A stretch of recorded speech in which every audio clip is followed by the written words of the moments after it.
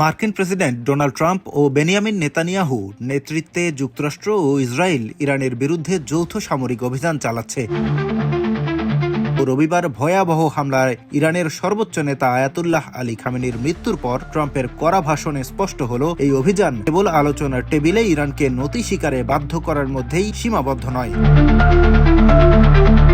বিশ্লেষকদের মতে হামলার লক্ষ্য ইরানে ইসলামী বিপ্লবী গার্ড বাহিনী IRGC ধ্বংস করা, দেশের সশস্ত্র ক্ষমতা ও ক্ষেপণাস্ত্র কর্মসূচি দুর্বল করা এবং রাজনৈতিক অস্থিতিশীলতার সৃষ্টির মাধ্যমে শাসক গোষ্ঠীকে প্রতিহত করা। তবে ইতিহাস দেখিয়েছে শুধু বিমান হামলা দিয়ে কোনো প্রতিষ্ঠিত শাসন ব্যবস্থা পতিত করা সহজ নয়। তেহরান সম্ভাব্য কঠোর প্রতিক্রিয়ার জন্য প্রস্তুত, যার ফলে সংঘাত দীর্ঘায়িত হওয়ার আশঙ্কা প্রবল।